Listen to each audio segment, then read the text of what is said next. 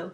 In this video, we'll expand our thoughts on including students who have learning differences in the general education classrooms. Today we'll be thinking about emotional and behavioral support of students. What I'd like for us to do first is to think about a student that we've served who's demonstrating challenging behaviors. I'd like for you to think about that student's strengths, the student's unique interests, what motivates that student. What is the student's personality like, the student's temperament, and what are the struggles that you're seeing exhibited in the classroom?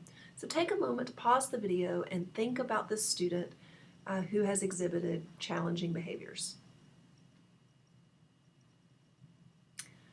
All right, so now what I'd like for you to do is to think about this student's behaviors within the context of the classroom, how the student's challenging behavior looks, and what kinds of strategies have been tried, what kind of intervention has been tried. So how do the student's skills look now? And then I'd like for you to think about, what is your dream for this student? What would you like to see this student be doing in 10 years from now? What is your dream for this student? So take a moment and think about both of these questions. In this video, our learning targets are to think about the characteristics of emotional and behavioral disorders.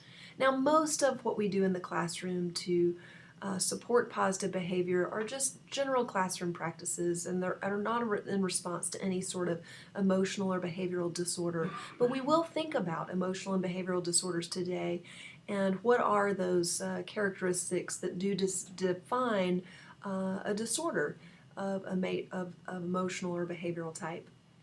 Next, we'll consider procedures that we can use to conduct a functional assessment of behavior. This is useful for students certainly who do have behavioral disorders, but also useful for any student and any behavior that you'd like to change. And finally, we'll think about planning with specialists to use principles of behavior modification with challenging behaviors. So what is a behavior? A behavior is any action that is initiated by the person or a reaction that that person has to either a stimulus outside of that person or a stimulus within that person. So let's think about this common stimulus. You hear your alarm clock go off every morning, probably, if you're like most of us. What is your behavior when that happens? Is this an external stimulus? It is. It's something happening outside of your body. What is your behavior? What sort of internal stimulus then do you have? How do you feel? And what is your behavior in response to how you feel? So pause the video and take a minute to think about, what is your behavior in response to the external stimulus? What internal stimulus then occurs? And what is your behavior in response to that?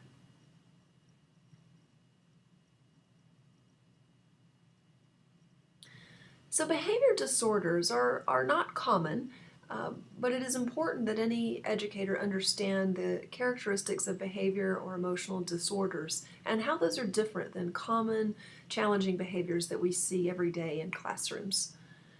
A behavior disorder is an inability, it can be an inability to build or maintain satisfactory relationships with peers and adults. It could be inappropriate behavior or feelings under normal circumstances. So it's common for inappropriate for people to have strong emotional reactions to strong, not typical, atypical situations, but we're talking about inappropriate behavior and feelings under normal circumstances. It can be a general pervasive mood of unhappiness. It can be depression. Or it can be a tendency to develop physical symptoms or fears associated with personal or school problems. So a student who's anxious about school may actually feel headaches, may actually feel stomach aches, and this feeling of physical symptoms is not within the typical range of emotional development. Behavior disorders must, in order for it to be classified as a disorder, must occur over a long period of time and to a marked degree. So if a student is experiencing challenging behaviors for a couple of weeks, or is feeling sad for a few weeks or for a temporary period of time, this is not a behavior disorder. It must occur over a long period of time. It also must be clearly more marked than what we would see in groups of students of that age. In order to receive services, the behavior disorder must adversely affect educational performance. And so this means even if a student has a significant diagnosis, something like schizophrenia, in order in the U.S. to receive special education services under the Individuals with Disabilities Education Act, the student's disorder must adversely affect their performance educationally, their performance in school. So how common is the behavior disorder?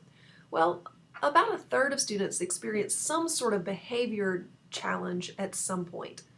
A third of those students require an intervention in order to support their behavior.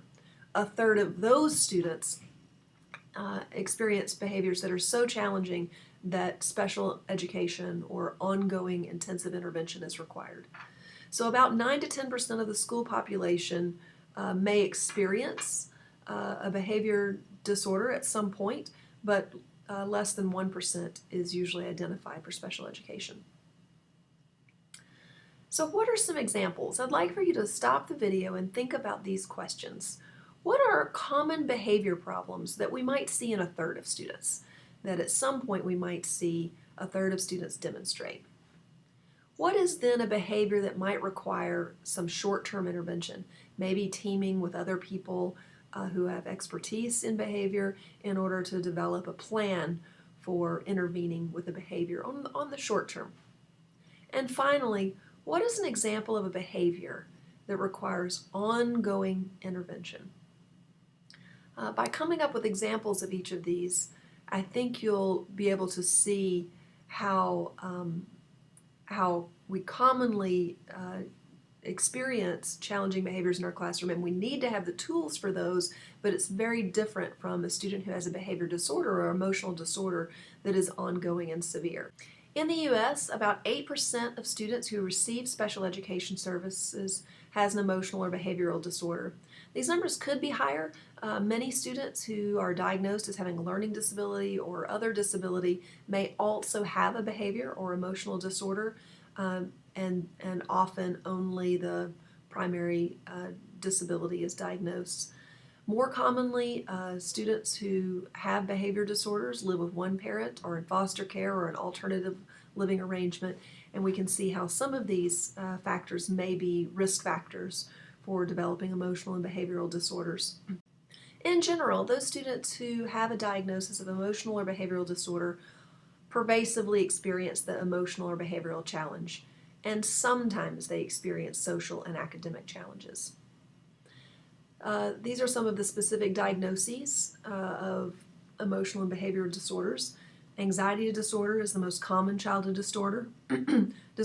Phobia, generalized anxiety disorder, panic disorder, obsessive compulsive disorder, eating disorders, post-traumatic stress disorders, mood disorders such as depression, mania, or bipolar disorder, oppositional defiant disorder, conduct disorder, and schizophrenia. Schizophrenia includes two of the following within this list over a long period of time in a way that adversely affects daily living.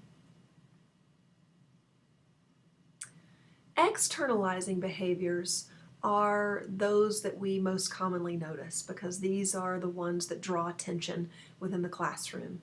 Externalizing behaviors include aggression, acting out, non-compliance, yelling, hitting, bizarre behaviors that are interfering with others, stealing, harming properties.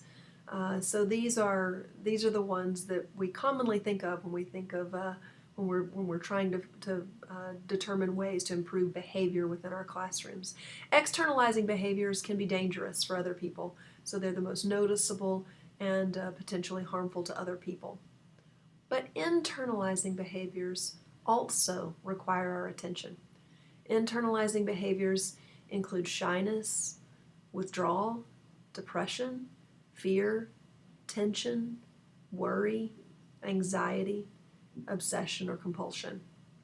These behaviors may not be so noticeable. These students may slip through the cracks within our educational system. These students have behaviors that tend to be more harmful to the person experiencing the disorder. About 2/3 of students who have emotional or behavioral disorders have difficulty passing end-of-course exams and other competency exams for their grade level.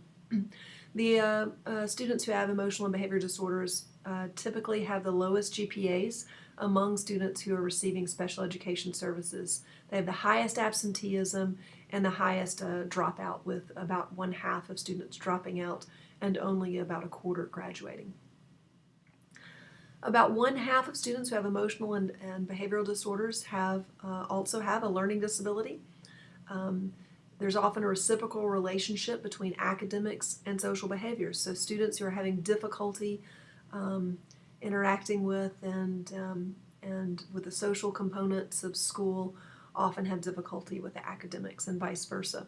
Failure in one area of school tends to lead to failure in another area, particularly if a student is struggling with gateway skills, so literacy skills, math skills. When students are having significant difficulty in those areas because of emotional behavior disorders or any other disorders, this causes difficulty across the curriculum. The social characteristics include difficulty with making and keeping friends, difficulty with social skills and interacting with others, sometimes a lower level of empathy and lower quality relationships are experienced by those who have emotional and behavior disorders. There are many different causes of emotional and behavior disorders. Some of these are biological.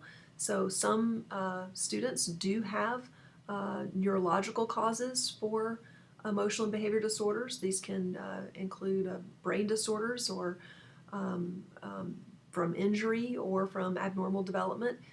Certain conditions are genetic, including schizophrenia.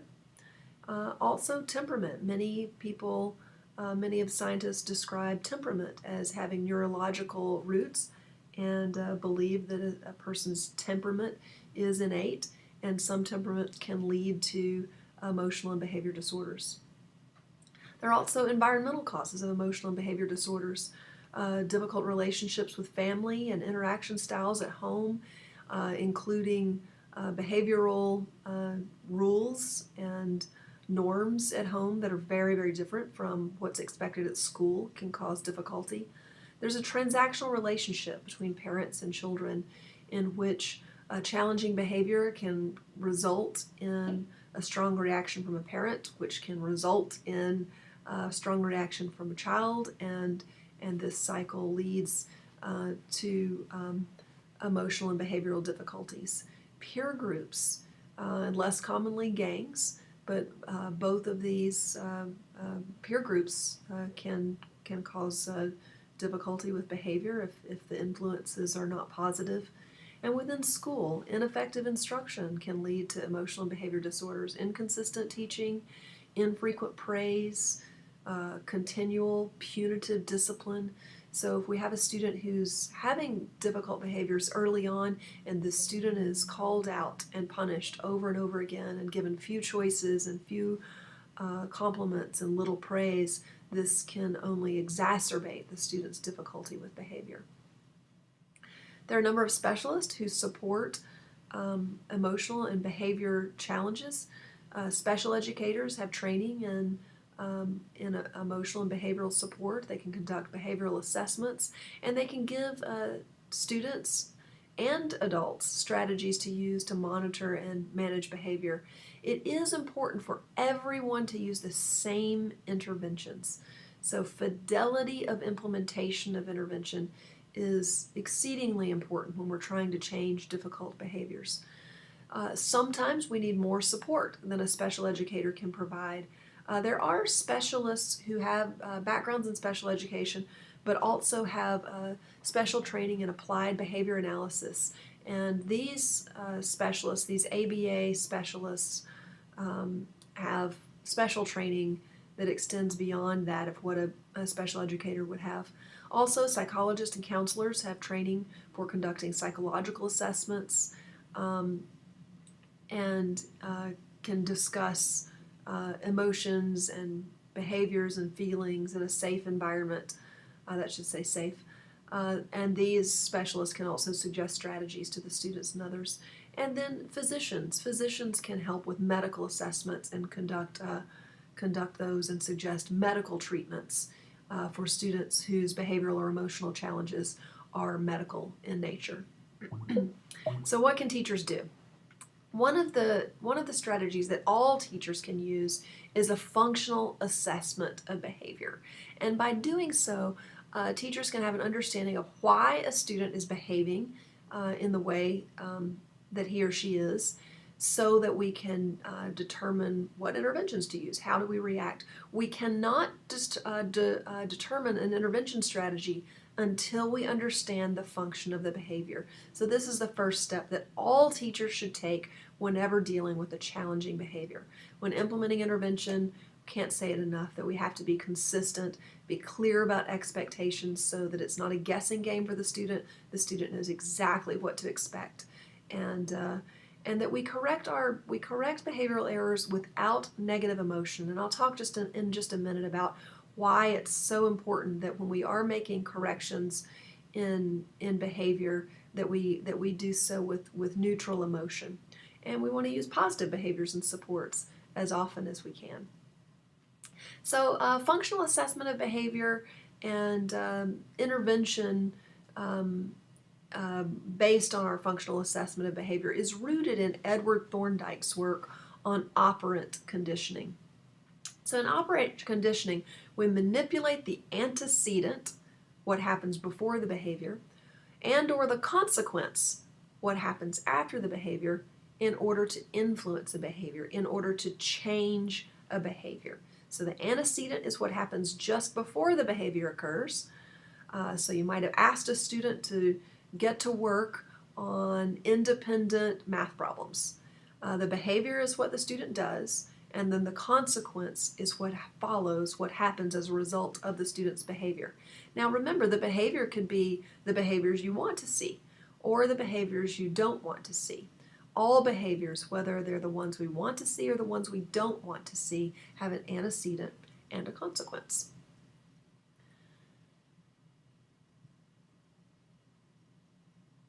Before we can manipulate the antecedent or the consequence in order to change a behavior, we have to understand the behavior, be able to describe it fully, and understand its current function. So a functional assessment of behavior doesn't require any sort of technical protocol. It requires a sheet of paper or a laptop and columns. Columns where we can jot notes down about the antecedents, behaviors, and consequences that we see in real time. So it's an observational measure, so we take time during a typical routine.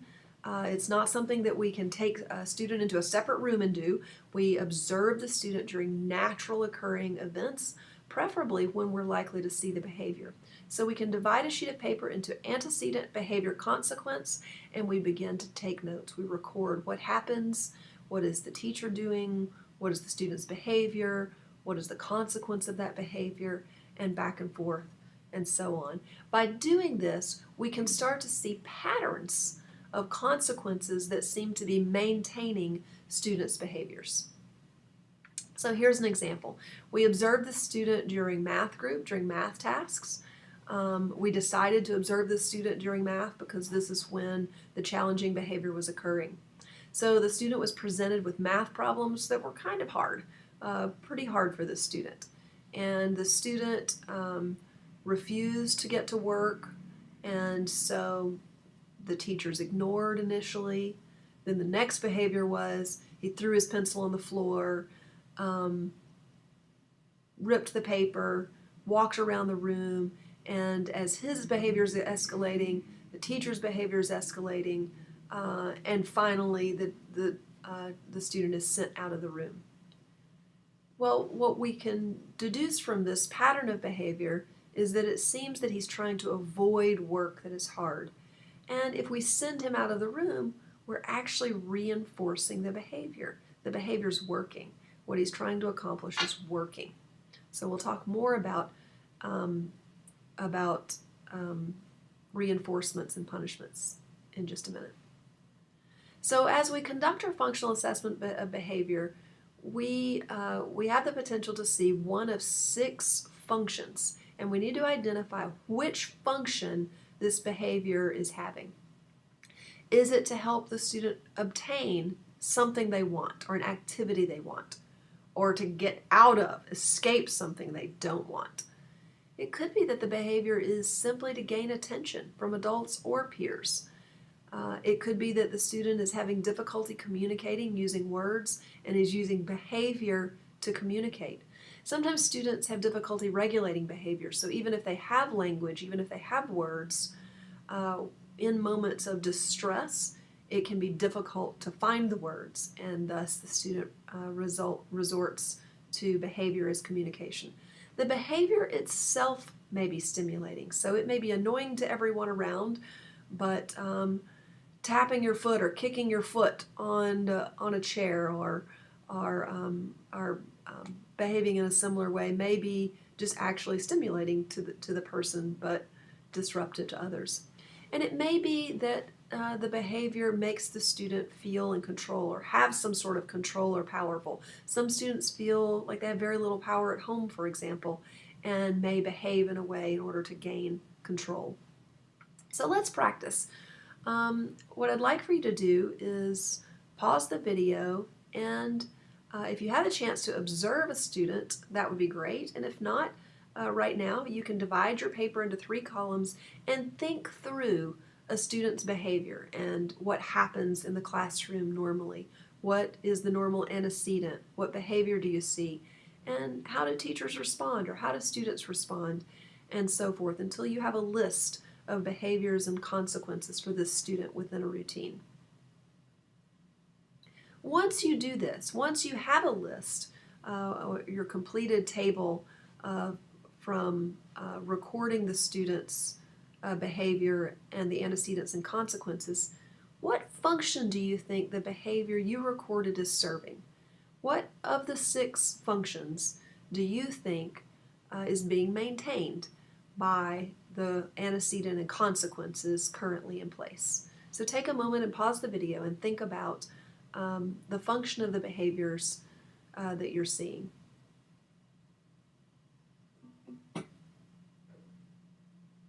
So next we want to think about positive behavior supports. How can we implement reinforcers and punishers in order to improve a student's behavior and support the behaviors that we want to see? First, we need to understand the potato chip rule. And the potato chip rule is an analogy for attention as the function of behavior. So for students who are using behavior to gain attention, the analogy goes like this. All children, or almost all children, like potato chips. Some children even like soggy potato chips. And the meaning of this is that all students, or almost all students, enjoy attention from others. Some students will even go for negative attention, because negative attention is better than no attention. So sometimes it may feel like we are not reinforcing a student, like we're punishing a student for behavior, but our scolding or negative language or corrections are attention. And so if a student is seeking attention, even that may be reinforcing to the behavior. So what do we mean by reinforcers and punishers? Let's think about the terminology. So a reinforcer is anything that increases the likelihood of a behavior occurring again. A punisher decreases the likelihood of a behavior occurring again. Positive is to add something, negative is to take something away. So positive and negative, we have to sort of undo what we normally think about that. Negative doesn't mean necessarily something bad, it just means to take something away. And we can take away something to increase a behavior, which is great. So we can take away something students don't like in order to increase a behavior. So a positive reinforcer, we're adding something that the student likes as a consequence to increase a behavior.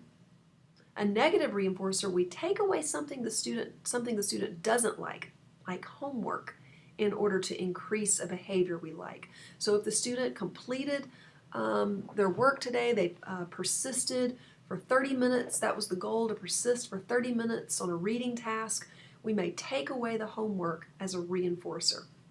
A positive punishment, we want to use punishments less often, we want to lean on reinforcers, but just to give you the terminology, a punisher is something that a positive punishment is something we add to decrease a behavior. So we may add homework in order to decrease some behavior that we don't want to see, or we may take away something. We may take away the student's phone in order to decrease a behavior that we don't want to see. So I'd like for you to pause the video and think about examples. What are some examples that you can think of that you've used in your classroom that are positive reinforcers and negative reinforcers? And what are examples of positive punishers and negative punishers that you might have seen that we might replace with positive and negative reinforcers of the behaviors we want to see? Now I'd like for you to look back at your functional assessment of behavior. What are some of the positive reinforcers that you might put in place in order to support this behavior that you want to see? Negative reinforcers that might support the behavior that you want to see. And for the behavior you want to decrease, how might we decrease that?